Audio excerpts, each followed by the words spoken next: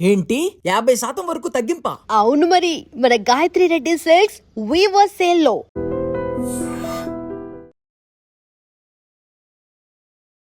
నమస్కారం, welcome to I dream.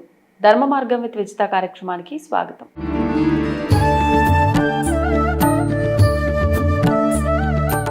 నమస్కారం అండి. నమస్కారం అమ్మా. సాధారణంగా మనం ఏ శుభకార్యం మొదలుపెట్టినా, ఏ చిన్న కార్యం మనం చేస్తున్నా కూడా ఖచ్చితంగా ముందు గణపతి ఆరాధన చేసిన తర్వాత మనం కనుక పనులు ప్రారంభిస్తే ఎటువంటి ఆటంకాలు ఉండదు. అంటే గణపతి ఆరాధన అనేది ఎంత ప్రాధాన్యత అనేది ఇక్కడ అర్థమవుతుంది. మరి మామూలుగా ఈ మధ్యకాలంలో మనం వింటూ ఉన్నాము, ఆరాధన వరకు ఓకే, మా అందరికీ ఒక అవగాహన ఉంది. ఉపాసన అని చెప్పి గణపతి ఉపాసన ఏంటి? గణపతి ఉపాసన ఆరాధనకు మించింది ఏదైనా ఉంటుందా? లేకపోతే అసలు ఏంటి ఈ ఉపాసన, ఎందుకు చేయాలి, చేయటం వల్ల ఫలితం ఏంటి? ప్రస్తుత రోజుల్లో ప్రతి ఒక్కరికి కామ్యం నెరవేరడం కోసము ఏదో సంకల్పం చెప్పుకొని ఏదో మేము తోచిన పూజ చేశామా, ఇంతవరకు మాత్రమే తెలుసు. మరి దీనివల్ల ఇంకేమన్నా విశేషంగా ఫలితం ఉంటుందంటారా? దాని గురించి వివరణ. మంచి ప్రశ్న వేశారు. అందులో ఈ అధిక జ్యేష్ఠ మాసంలో సంకష్టహార చతుర్థి రోజు ఈ ప్రశ్న అడగడం చాలా విశేషం. కాబట్టి ఈ యొక్క విషయాన్ని గురించి మాట్లాడుకోబోయే ముందు కాస్త ఆధ్యాత్మికంగా ప్రార్థన చేసుకుని విషయంలోకి వెళ్దాం. తప్పకుండా. బీజాపూరగదేక్షుకార్ముకరుజ చక్రాబ్జ పాశోత్పల వ్రీహ్యగ్రస్వ విశాన రత్న కలశాన్ ప్రోధ్యద్గరాంభోరుహ ధ్యేయో వల్లభయ సపత్మకరయ సృష్టోజ్వల భూషయాత్ విశ్వోత్పత్తి విపత్తి సంస్థితికరో విఘ్నేశ ఇష్టార్థదః. శ్రీ మహాగణాధిపతయే నమో నమః. అస్మత్ గురు శ్రీ దత్తాత్రేయ సద్గురుభ్యో నమో నమః. అస్మత్ పితు శ్రీ భమిడి వెంకట సుబ్రహ్మణ్య శర్మ పాదారవిందాభ్యో నమో నమః. ప్రధానంగా గణపతి అంటేనే చాలా విశేషమైనటువంటి దేవుడు అంటారు. ఎందుకంటే చిన్నపిల్లలకి అందరికీ కూడా గణపతి అంటే చాలా ఇష్టమైనటువంటి. ఇతర దేశాల్లో కూడా గణపతిని ఎలిఫెంట్ గాడ్ అని పూజ చేస్తూ ఉంటారు. ఎందుకంటే గణపతిని ఇష్టపడిన వాళ్ళు ఎవరు ఉండరు. అందులో శాస్త్రం కూడా ఏం చెప్తుందంటే, కలియుగంలో కలౌ కపి వినాయక అంటే కలియుగంలో తొందరగా పరిగే దేవతలు ఎవరైనా ఉన్నారయ్యా అంటే కలియుగంలో కపి వినాయక. అదే కొంతమంది ఏమంటుంటారు, కలౌ చండీ వినాయక అని కూడా అంటూ ఉంటారు. ఈ విధంగా చాలా విశేషమైనటువంటి దేవుడు గణపతి. అయితే ఎందుకు గణపతికి అంత ప్రాశస్త్యం? ఎందుకు అంటే ప్రధానంగా ఆయన గణములకు అధిపతి. గణములు అంటే మనకి అర్థం ఏమిటి అంటే గణపతి, గణములకు అధిపతి. అయినా గణములు అంటే మనమందరం ఆయనకి గణాలు, మనమందరం ఆయనకి గణాలు. గణపతి గణములకి అధిపతి. శాస్త్రం ఇంకోటి ఏం చెప్తుందంటే, ఏదైనా ఒక శుభకార్యం అనుకోండి, లేకపోతే ఏదైనా ప్రారంభించే ముందు గణపతి ఆరాధన చేయకుండా ఏది చేసినా సరే సిద్ధించదు అని. ఎందుకు సిద్ధించదు అంటే, మనకి గణపతి మనకి మంత్రశాస్త్రంలో కూడా ఏం చెప్తాడంటే, గణపతి మూలాధారానికి అధిపతి అంటారు. ఎందుకంటే దీనికి షట్చక్రాల్లో ఉంది కదమ్మా. మూలాధారం తదా స్వాదిష్టానాంచ మణిపూరకం అనాహతం విశుద్ధాఖ్యం ఆజ్ఞాచక్రం విదుర్బుధా తవాధార స్వరూపాణి కోణచక్రాణి పార్వతి త్రికోణరూపిణీ శక్తి బిందురూప శివస్ఫృత అవినాభావ సంబంధ తస్మాత్ బిందు త్రికోణయో అని షట్చక్ర ధ్యానం. ఇందులో మూలాధారంకి అధిపతి గణపతి.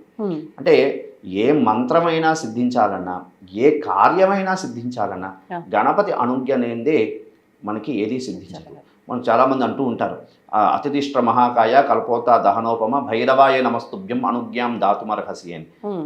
భైరవ అనుజ్ఞ లేనిదే ఏది కూడా ప్రవేశించడానికి వీల్లేదు. అలాగే గణపతి అనుగ్రహం లేనిదే ఏది కూడా సిద్ధించదమ్మా. ఎందుకంటే ఏదైనా మనకి షట్చక్రాలు అన్నీ కూడా శుద్ధి అవ్వాలన్నా, యాక్టివేట్ అవ్వాలన్నా ప్రధానమైనటువంటి దేవుడు గణపతి.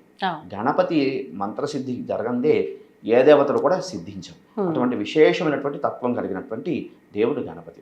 అది కాకుండా ఏ శుభకార్యాలు కూడా మీరు ప్రారంభించే ముందు దేవతలు, ఎందుకంటే దేవతలే స్వామికి వరం ఇచ్చారు కదా, ఫస్ట్ నీకు ఆరాధన చేసిన తర్వాతే మాకు ఫలితం అనేది ఉంటుంది. అంటే మా పూజ చేసేసడానికి అవకాశం లేదు, హరిద్రా గణపతిని ఆరాధన చేస్తే కానీ మిగతా సత్యనారాయణ స్వామి వారి వ్రతం అనిండి ఏదవనండి, ఫస్ట్ హరిద్రా గణపతిని ఆరాధన చేస్తే కానీ, రుద్రాభిషేకం ఏదవనండి, ఏ శుభకార్యం చేసినా హరిద్రా గణపతిని ఆరాధన చేస్తే కానీ ఏది కూడా సిద్ధింపజేయడానికి అవకాశం లేదు. దేవతలే వరం ఇచ్చారు. అటువంటి విశేషమైనటువంటి తత్వం కలిగి, ఎందుకంటే విఘ్నాన్ని దూరం చేస్తాడు స్వామి, విఘ్నాన్ని దూరం చేస్తాడు. అదేవిధంగా సుఖాలను ఇచ్చినటువంటి వాడు గణపతి. అటువంటి అందుకని అదే కాకుండా ప్రధానంగా శ్రీ విద్యా సాంప్రదాయంలో కూడా మంత్రోపదేశం ఇచ్చినప్పుడు గురు గణపతి బాల ఇస్తారు. ముందుగా గురు గణపతి బాల అనేది ఇస్తూ ఉంటారు. గురుత్రయం, దానికి ఉపదేశం ఎవరు ఇస్తూ ఉంటారో దానికి స్వగురువు అంటారు. అదేవిధంగా ఈ ఉపదేశం ఇచ్చిన వారికి గురువు ఎవరు ఉంటారో వారిని పరమ గురువు అని పిలుస్తారు. వారికి గురువు కానీ పరమేష్ఠ గురువు అని ఈ గురుత్రయం అని ఉంటుంది. ఆ విధంగా గురువులు. అవునమ్మా. అంటే ఇప్పుడు ఎవరు ఉపదేశం ఇస్తూ ఉంటారో వాళ్ళని స్వగురువుగా భావన చేస్తారు. వారికి గురువు గారిని పరమ గురువుగా భావన చేస్తారు. వారికి గురువు గారిని పరమేష్ఠ గురువుగా భావన చేస్తారు. అదేవిధంగా శ్రీ విద్యా సాంప్రదాయంలో కూడా ఫస్ట్ గురు గణపతి, లక్ష్మీ గణపతి అనుకోండి, హరిద్రా గణపతి అనుకోండి, ఉచ్చిష్ట గణపతి అనుకోండి, ఏదనుకోండి. ప్రధానంగా ప్రస్తుత కలియుగంలో తొందరగా పలికే దేవతలు 5 దేవతలు. ఒకటి హరిద్రా గణపతి, మహాగణపతి, తర్వాత లక్ష్మీ గణపతి, తర్వాత సింహ గణపతి, అదేవిధంగా హరిద్రా గణపతి, అదేవిధంగా ఉచ్చిష్ట గణపతి. ఈ 5 గణపతులు చాలా ప్రాశస్త్యంలో కూడా నడుస్తున్నాయి. అయితే ఉచ్చిష్ట గణపతి అనేది కాస్త కొంచెం దాంట్లో కూడా కొంచెం ఇదే నడుస్తున్నాయి. అది కాస్త తాంత్రిక దేవతలని, కొన్ని క్షుద్ర ఉపాసన అని ఏవేవో మాటలని, అది చాలా తప్పు, చాలా ఇది. ఎందుకంటే ఉచ్చిష్ట గణపతి ఇచ్చినటువంటి ఫలితాలు చాలా తొందరగా ప్రసన్నం అవుతాడు స్వామి, చాలా తొందరగా అనుగ్రహాన్ని ఇస్తాడు. చాలా విశేషమైనటువంటి గణపతి. హరిద్రా గణపతి వివాహం కాని వారు హరిద్రా గణపతి ఉపాసన చేస్తే వివాహం సిద్ధిస్తుంది. అదేవిధంగా సింహ గణపతి శత్రువుల నుండి ఇబ్బందులు పడేవారు, అదేవిధంగా కాలసర్పదోషాల నుండి ఇబ్బంది పడేవారు సింహ గణపతిని ఆరాధన చేస్తే విశేషమైనటువంటి ఫలితం వస్తుంది. అదేవిధంగా లక్ష్మీ గణపతి, లక్ష్మి ఐశ్వర్యం, ఇహంలో సుఖం పరంలో మోక్షాన్ని పొందేది లక్ష్మీ గణపతి. మహాగణపతి అంటే తెలిసిన విషయమే. మహాగణపతి సర్వసిద్ధుల్ని ఇస్తాడు స్వామి. ఇది ఇస్తాడు అది ఇవ్వడు అన్నట్టు లేదు, ప్రతిదీ ఇచ్చేది మహాగణపతి. చాలామంది లక్ష్మీ గణపతిని మహాగణపతి అంటారు. లక్ష్మీ గణపతి మంత్రం వేరు, మహాగణపతి ఉపాసన క్రమం వేరు. ఇది చాలామంది లక్ష్మీ గణపతిని మహాగణపతి మంత్రం అని అంటూ ఉంటారు. లక్ష్మీ గణపతి మంత్ర ఉపాసన క్రమం వేరు, మహాగణపతి ఉపాసన క్రమం. ఇప్పుడు ఈ రెండింటి మధ్య వ్యత్యాసం ఏంటండి? ఆరాధన, ఉపాసన, ఈ రెండింటి మధ్య వ్యత్యాసం ఏంటి? ఉపాసన అనేది ఉపాసన అంటే ఆరాధన అనేది ఏమిటంటే చక్కగా ఇప్పుడు మనం చూసారా, పువ్వులతో స్వామివారికి షోడశోపచారాలు పూజ చేసి చక్కగా స్వామివారికి సంబంధించినటువంటి సంకటనాశన గణపతి స్తోత్రం అనుకోండి, గణేశాష్టకం అనుకోండి, ఈ స్తోత్రాలన్నీ పూజ చేసి చక్కగా స్వామివారికి అర్చన కైంకర్యాలు, అదేవిధంగా స్వామివారికి సంబంధించినటువంటి కీర్తనలు పాడుకొని స్వామివారికి సంబంధించినటువంటి స్తోత్రాలు చేసుకుని ఇది చేసేదంతా అర్చన క్రమం, ఆరాధన క్రమం. అదేవిధంగా ఉపాసన అనేది చాలా పూర్తిగా ఇది విషయం వేరం. ఇదేమిటి అంటే ఉపాసన అర్చన అక్కడ వరకు అయిపోయింది అంతే, అయిపోయింది. దాని తర్వాత ఈ దైనందిక ప్రపంచంలో ఈ మాయా ప్రపంచంలో పడిపోవడమే. కానీ ఇక్కడ ఉన్నటువంటి విశేషణ రహస్యం ఏమిటి అంటే ఉపాసన అంటే ఇది కూడా అక్కడే కూర్చోమని కాదు. ఉపాసన అంటే ఉపా ప్లస్ ఆసన. ఉపాసన అనేది ఏమిటి అంటే మంత్రం ఆ స్వామివారికి సంబంధించి, ఉదాహరణ గణపతి అనుకోండి, గణపతికి సంబంధించిన మంత్రం మననాత్రాయతే ఇది మంత్ర. మంత్రం అంటే ఏమిటి అంటే మనని తరింపజేసేది. ఏది చూడండి, అందుకే జపతో నాస్తి దుర్భిక్షం అంటూ ఉంటారు, జపతో నాస్తి పాతకం అని కూడా అంటూ ఉంటారు. అంటే ఆ మంత్రం మననాత్రాయతే ఇది మంత్ర, మనని తరింపజేస్తుంది. ఏది తరింపజేస్తుంది దాన్నే మంత్రం అంటారు. దాన్ని ఉపాసన అనేది ఏమిటి అంటే ఆ దేవతకి సమీపంలో ఉండడు. చాలామంది ఉపాసన అని చెప్పేసి దేవుడి దగ్గర కూర్చోపోయి, ఇప్పుడు ప్రస్తుతం ఈ మధ్యన ఎరిగే ఒక శిష్యుడు నాకు అడగడం జరిగింది, గురుగారు మేము గణపతి ఉపాసన అంటే అలా గణపతి దగ్గర కూర్చోపోవాలా? నీవు గణపతి దగ్గర కూర్చున్నా నీ బుద్ధి స్వామివారి దగ్గర ఉంటుందా? ఉండదు. ఉపాసన అనేది ఏమిటంటే ఎక్కడ ఉన్నా నువ్వు స్వామివారిని మనసులో పెట్టుకుని స్వామివారి తాలూకు మంత్రాన్ని చక్కగా అజపాజపంగా, అంటే సోహం హంస అన్నట్లుగా మనం సోహం అని మనం ఎలా ఉచ్ఛ్వాస నిశ్వాస అలా చేస్తూ ఉంటామో, అదేవిధంగా ఆ గణపతికి సంబంధించినటువంటి బీజాక్షరాలు సంబంధించిన మంత్రం ఉపాసనను తీసుకుంటావో ఆ మంత్రానికి సంబంధించి తదేవ లగ్నంగా ఏది చూసినా ఏది కనిపిస్తున్నాదో అదే ఈశ్వరం సర్వభూతానాం సర్వం విష్ణుం అయం జగత్ అన్నట్లుగా ఏది ఆ స్వామి అంతా సర్వం వ్యాపి అయి ఉన్నాడు అన్నట్లు భావనతో స్వామిని సదా మనసులో ధ్యానం చేస్తూ ఉండేది అని కూడా ఉపాసన అంటూ. అర్హతలు ఏమైనా ఉండాలంటారా ఈ ఉపాసన తీసుకోవడానికి సంబంధించి? మంచి ప్రశ్న వేశారమ్మా. దీనికి సంబంధించిన విషయాలను కూడా అర్హతలు అన్నీ అంటే అర్హత అంటే శ్రద్ధావాన్ లభతే జ్ఞానం. దీనికి సంబంధించి ఇదే విషయం, శ్రద్ధావాన్ లభతే జ్ఞానం. శ్రద్ధ ఉన్నవాడికి జ్ఞానం సిద్ధిస్తుంది. అందుకే మనకి జ్ఞానం ఎప్పుడు సిద్ధించిందో ఆటోమేటిక్ పాపం క్షయమవుతుంది. అందుకే మనకి భగవద్గీత శ్రీకృష్ణుడు వారు ఏం చెప్తారు, జ్ఞానాన్ని కర్మదగ్ధాని అంటారు. జ్ఞానాన్ని కర్మదగ్ధాని. జ్ఞానం ఎప్పుడు సిద్ధించిందో ఆటోమేటిక్ కర్మ అనేది దగ్ధం అయిపోతుంది, ప్రారబ్ధ కర్మ దగ్ధం అయిపోతుంది. దీనికి ఈ ఉపాసన ఉన్న లక్షణాలు ఏమిటి అంటే మెయిన్ అచంచలమైనటువంటి దేవత మీద సంపూర్ణమైనటువంటి విశ్వాసం అనేది ఉంటే అది ఒక లక్ష్యం, అది ముఖ్యమైనటువంటి విషయం. అదేవిధంగా దీనికంటూ కొన్ని నియమాలు ఉన్నాయమ్మా. ఏమిటంటే కొన్ని వ్యసనాలు, కొంత ప్రతి మనిషికి ఏదో కొన్ని వ్యసనాలు ఉంటాయి. ఆ వ్యసనాలను కాస్త దూరంగా పెట్టుకోవడం. అదేవిధంగా ఒక్కొక్క సాంప్రదాయం బట్టి ఉంటుందమ్మా. అంటే కొంతమందికి దీనికి సంబంధించిన నియమాలు అంటే మంత్రశాస్త్రంలో 3 రకాల ఆరాధన క్రమాలు ఉన్నాయమ్మా. ఒకటి శుద్ధమైనటువంటి సాత్వికమైనటువంటి ఆరాధన, దక్షిణాచారం, వామాచారం, సమయాచారం, ఇలాగా 3 రకాల ఆరాధన క్రమాలు ఉన్నాయి. వామాచారం అనేది అది మనం చేసేది అంత ఆరాధన కాదు, అదంతా కొంచెం ఉగ్రమైనటువంటి సాధన. అదేవిధంగా దక్షిణాచారంలో చాలా జాగ్రత్తగా కొన్ని నియమాలు అంటూ ఉంటాయి. ఏమిటి అంటే గురు సాంప్రదాయం. కొంతమంది మా గురువులు మాకు చెప్పినటువంటి విషయం ఏమిటి అంటే కాస్త ఉల్లిపాయ కొన్ని వారాల్లో ఉల్లిపాయ తినకూడదని, బయట ఆహారాలు విసర్జించాలి అని. అంటే బయట ఎక్కువగా ఎందుకు బయట ఆహారం తీసుకోవద్దు అంటారంటే యతో భావ తతో మనః, యతో మనః తతో క్రియ, యతో క్రియ తతో ఫల. నేటి సమాజంలో మీరు అబ్జర్వేషన్ చేశారో లేదో, ఇది కాస్త వ్యూవర్స్కి మాట నచ్చకపోవచ్చు. మనం భోజనం చేస్తున్నప్పుడే చూడండి మంచి టీవీ చూస్తూ తింటూ ఉంటాం. పూర్వం ఏమనివారు, భోజనకాలే హరినామస్మరణ అనేవారు. భోజనకాలే హరినామస్మరణ అనేవారు. కానీ ఇప్పుడు హరినామస్మరణ ఉందా?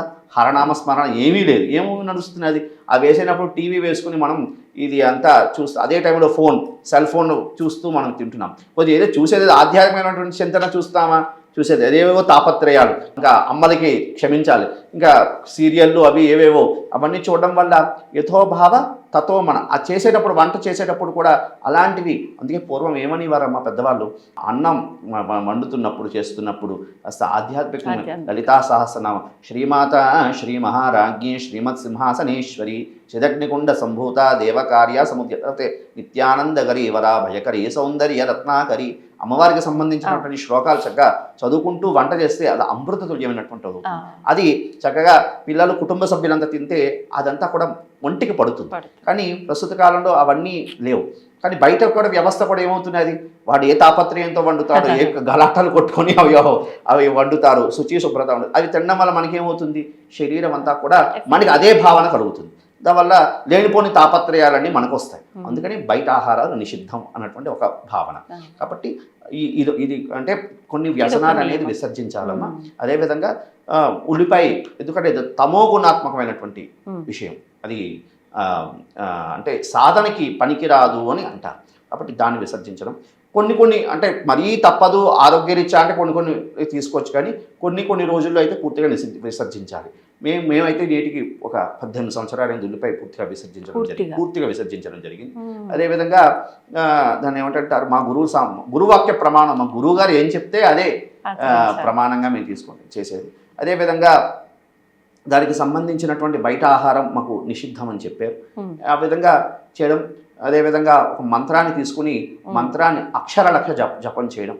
ఆ విధంగా చేయడం ద్వారా మంత్రసిద్ధి కలిగి ఈ ఆ దేవత యొక్క అనుగ్రహానికి పాత్రుడవడానికి అవకాశం ఉంటుందమ్మా. మరి అంటే నార్మల్గా సామాన్యులందరికీ తెలిసింది ఆరాధన. మీరు ముందర చెప్పినట్టుగా భక్తిగా, అంటే భక్తి శ్రద్ధలతో చేస్తున్నామా లేదంటే మొక్కుబడిగా చేస్తున్నామా, ఏదైనా విశేషం ఉంది ఆ రోజున చేస్తున్నామా పక్కన పెడితే, అలా చేయటము మా పలానా కామ్యాన్ని నెరవేర్చుకోవటము, స్వామికి ఇది ఇలా చేస్తే మా కామ్యం నెరవేరుతుంది. మీరు చెప్పిన ఈ ఉపాసన నియమాలతో, నియమనిష్టలతో కూడిన ఈ ఉపాసన చేయటం వల్ల కూడా కోరికలు నెరవేరుతాయా? ఫస్ట్ విషయం ఏంటంటే, ఇప్పుడు చూడండి, మీకు దీక్ష అనేది ఎవరైనా అయ్యప్ప దీక్ష అనుకోండి, లేకపోతే గణపతి దీక్ష, ఏవో దీక్ష, వాళ్ళు దీక్ష నియమాలని ఎందుకు పెట్టుకున్నారు? దీక్ష నియమాలను పెట్టుకోకుండా నిత్యం ఆరాధన చేసుకోవచ్చు అన్నట్టు చేసుకోవచ్చు కదా. ఎందుకు నియమము అనేది పెట్టుకుంటే మనం అనుష్ఠానంలో ఉన్నాము, మనం జపంలో ఉన్నాము, మనం దీక్షలో ఉన్నాము అన్నటువంటిది ఈ శరీరానికి మనస్సు చెప్తూ ఉంటుంది, బుద్ధికి తెలియజేస్తుంటుంది అనమాట. ఏమిటి అంటే దీక్షలో ఉన్నాము. చూడండి, వస్త్రధారణ కొంతమంది వేసుకుంటారు ఎరుపు రంగు వస్త్రం, అమ్మవారికి సంబంధించి ఎరుపు రంగు వస్త్రం. దేనికి అవసరం లేదు, వస్త్రాలు వేసుకోవాలి ఆ విధంగా ప్రమాణం అంటూ లేదు. ఎందుకు అంటే అమ్మవారికి సంబంధించినటువంటి నేను వస్త్రం ధరిస్తున్నాను అంటే నేను దీక్షాదారుణ్ణి, కాబట్టి నేను ఈ నియమాలు పాటిస్తూ చేయాలి. మన మైండ్ని మనం ప్రిపేర్ చేసుకోవడం. అది కాకుండా ఏ దేవతకి సంబంధించినటువంటి వస్త్రం ధరించడం ద్వారా, రంగు వస్త్రం ధరించడం ద్వారా ఆ దేవత కూడా ప్రసన్నం అవుతుంది. కాబట్టి అదొక కారణం. ఎందుకంటే ఇంకోటి ఏంటంటే ఎంత మనం నియమంగా చేస్తామో దాని ఫలితం కూడా అంతే ఖచ్చితంగా వచ్చి అది మన మంత్రంలో ఉన్నటువంటి శక్తే అది కదా. మన దాన్ని ఏమంటారు, లక్ష్మీ గణపతికి సంబంధించినటువంటి మంత్రాన్ని తీసుకుంటే దాంట్లో సుమారుగా 5 బీజాక్షరాలు ఉన్నాయి. ఉదాహరణ లక్ష్మీ గణపతి తీసుకోండి, 5 బీజాక్షరాలు. మరి ఆడవారు చేయొచ్చా బీజాక్షర మంత్రాలు? ఆడవారు చేయకూడదు అంటారు కదా. లేదు, అందరు ఎవరైనా చేయొచ్చా, ఎవరైనా. కానీ గురు ఉపదేశం ప్రస్తుత కాలంలో అందరూ కూడా మంత్రాలు మాధ్యమాల్లో, క్షమించాలి ఈ విషయాన్ని కాస్త నేను ఇబ్బందిగా మాట్లాడితే వ్యూవర్స్ క్షమించాలి, ప్రస్తుత కాలంలో దాని అంటారు మాధ్యమాల్లో అందరూ ఉపదేశాలు బీజాక్షరాలు ఉపదేశం చేసేస్తున్నారు. ఇది చాలా తప్పిదం. ఇది ఏమిటి అంటే గురుముఖంగా తీసుకోవాలి. గురుముఖంగా తీసుకుని సాధన చేస్తే ఖచ్చితంగా సిద్ధిస్తుంది. ఉదాహరణ మీరు ఇందాక అడిగారు, ఏమిటి అడిగారు, దాన్ని ఏమిటంటారు, నియమంగా చేస్తే మనకి సిద్ధి కలిగే యోగం అనేది ఉందా అని అడిగారు. ఖచ్చితంగా సిద్ధి కలిగే యోగం ఉందమ్మా. ఎందుకంటే మంత్రాలు ఉన్నది దేనికి, మనం తరింపజేసుకోవడం కదా. మన ఇందాక మీతో మననా త్రాయతేది మంత్ర, మన తరింపజేసేది, ఇహంలో సుఖాన్ని పరంలో మోక్షాన్ని ఇచ్చేది మంత్రం. కాబట్టి మంత్రం, ఇప్పుడు ఉదాహరణ లక్ష్మీ గణపతి మంత్రం ఉంది. లక్ష్మీ గణపతి 5 బీజాక్షరాలు, విశేషంగా 5 బీజాక్షరాలు, 5గురు సంబంధించిన దేవతలకు సంబంధించి బీజాక్షరాలు ఉన్నాయి. ఆ 5గురు సంబంధించిన దేవత బీజాక్షరాల వల్ల 5 రకాల కామ్యాలను సిద్ధిస్తుంది. పంచభూతాత్మకమైనటువంటి బీజాక్షరాలు. పంచభూతాలు చాలామంది ఈ మధ్యన ఎవరో అడిగారు, దానికి అంటే అది మాధ్యమంలో బయట వ్యక్తపరిచేది కాదు. వశమానయ స్వాహ అని లాస్ట్లో వస్తుంది లక్ష్మీ గణపతి సంబంధించి. బీజాక్షరాన్ని చెప్పడం ఇష్టం లేక చెప్పట్లేదు, వశమానయ స్వాహ. అయితే దానికి ఎవరో అన్నారు, గురుగారి చేస్తే అందరూ వశమైపోతారు. అది చాలా తప్పిదమైనటువంటి విషయం. అంటే శాస్త్రంలో గురువులు ఎలా చెప్తున్నారు, దాంట్లో ఉన్నటువంటి విషయాన్ని, నిగూఢమైనటువంటి విషయాన్ని తెలియజేయట్లేదు.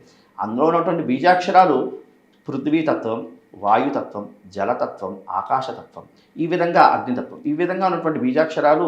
దీన్ని మనం సాధన చేయడం ద్వారా ఎప్పుడు ప్రకృతి మనకి ఆధీనమై ఉందో దేవతలు సర్వం మనకి వశమే ఉంది. దేవతే మనకి వశమైనప్పుడు యావత్ జగత్తే మనకి వశీకమై ఉంటుంది. కాబట్టి అంటే ఆ తత్వాన్ని ఎవరు తెలుసుకోలేకపోతున్నారు. కాబట్టి అంటే అదంతా తప్పిదం ఎవరిదంటే వాళ్ళు తప్పిదం అంటే గురువుల దగ్గర నేను ఇచ్చేయను, శిష్యుడు వెళ్ళి తెలుసుకోవాలి. మంత్రోపదేశం తీసేసుకున్నాక, గురువుగారి దగ్గరికి వెళ్ళి మంత్రోపదేశం తీసేసుకున్నాక అయిపోయింది అని చెప్పేసి దులిపించుకుని వెళ్ళిపోవడం కాదమ్మా. విషయం ఏంటంటే గురువుని ఆశ్రయించి, గురువుని శుశ్రూష చేసి, ఇప్పుడు ఎవరమ్మా చేస్తున్నారు, అందుకే సిద్ధులు ఎక్కడ, మంత్రసిద్ధి ఎక్కడ కలుగుతున్నది చెప్పండి. మంచి గురువుని ఆశ్రయించాలి. గురువు దగ్గర ఉపదేశం తీసేసుకుంటారు చాలామంది, అదే గురువుని నిందస్థుతి చేస్తుంటారు. గురునింద మహాపాపం. ఎందుకు అంటే గురునింద చేయడం వల్ల బ్రహ్మరాక్షసులై పుడతారని మనకి పురాణ పురోక్తంలో కూడా ఉంది. మాతృనింద, గురునింద, పితృనింద, దైవనింద, అదేవిధంగా స్త్రీ నింద, ఆడవాళ్ళని కూడా నింద చేయకూడదు అని. ఇవి చేయడం వల్ల 5గురు శాపాలు మనకి దీంట్లో కూడా ఉంది. గురుశాపం, అదేవిధంగా పితృశాపం, అదేవిధంగా మాతృశాపం, అదేవిధంగా దైవ శాపం, అదేవిధంగా స్త్రీ శాపం. ఈ 5 విశేషమైనటువంటి శాపాలు. కాబట్టి గురువుని ఎప్పుడూ నిందించకూడదు. నీకు నచ్చలేదు, గురువుగారు తిట్టారని ఒక ఏదైనా తిట్టారు అంటే ఆయన్ని మంచిగా తిడతారు, ఉద్ధారణకే తిడతారు. కానీ ఒకటి ఇప్పుడు ప్రస్తుత కాలంలో గురువులు కూడా విషయం అది, దీని గురించి మనం ఒకసారి ఎప్పుడో ఒకరోజు ఎపిసోడ్ చేసుకుందాం అమ్మ. గురువు అనేవారు ఏ విధంగా ఉండాలి, శిష్యుడు అనేవారు ఏ విధంగా ఉండాలి, గురువు శిష్యుల తత్వం ఏంటి అనే విషయం గురించి కూడా మనం ఈ విషయంగా తెలుసుకున్నాం. అయితే ఖచ్చితంగా విషయం ఏంటి అంటే ఉపాసనా క్రమం అనేది ఖచ్చితంగా నియమంగా చేసి దానికి చక్కగా చక్కటమైనటువంటి గురువుని ఆశ్రయించి చక్కగా గణపతి ఉపాసన తీసుకుని ఉపాసనాన్ని నియమబద్ధంగా చేస్తే ఖచ్చితంగా మంత్రసిద్ధి కలిగి ఇహంలో సుఖాన్ని పరంలో మోక్షాన్ని పొందుతూ కామ్యసిద్ధి కలుగు కూడా జరగడానికి అవకాశం ఉంది. సంతోషం అండి, ధన్యవాదాలు. శుభమస్తు. And for more videos, Please subscribe to iDream channel. Subscribe to iDream Media. Please subscribe to iDream. Please subscribe to iDream. Please subscribe iDream. And please subscribe to iDream. For more videos, subscribe to iDream. please like, share, and subscribe to the channel. Congratulations, iDream. Subscribe to iDream. Subscribe to iDream. So subscribe to iDream Media. iDream ki iDream team అందరికి huge congratulations. Please subscribe iDream Media. Please subscribe to iDream. Subscribe iDream. Please subscribe to iDream. iDream అంటే నా కళల channel subscribe చేసుకున్న నోరు తిరుగుతలేదు, మీరైతే గంట గుర్తు కొట్టండి. For more such videos, please subscribe to iDream.